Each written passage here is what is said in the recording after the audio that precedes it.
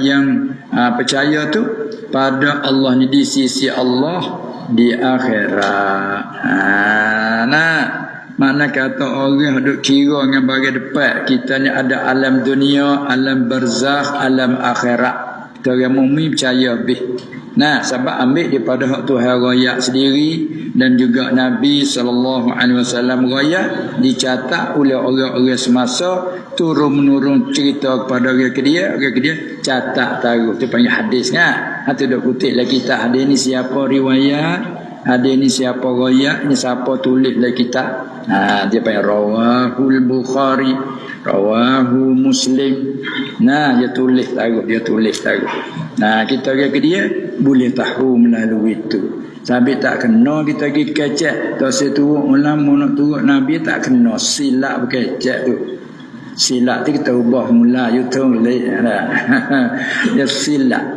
Dia kata tak seturut ulama nak turut Nabi tu hadis. Kalau tanya kamu ambil mana kau hadis tu Hadis-hadis ni apa perkataan dia, perbuatan dia, pengakuan dia. Pas kita dah kau dengan dia 1400 tahun ni. Apa kau mana? Ada kutip lagi tak ulama tadi kata tak sepakat ulama. Salah. Pas salah tak jauh salah gak. Ulama pula. Yang tu bagilah kita jauh mai jomrap. Li lagi orang liar li lagi. Ulama pula. Tu dah tadi dia ada borong. Mu kata ulama mula dulu borong gitu. Belakang ni bagi ulama pula.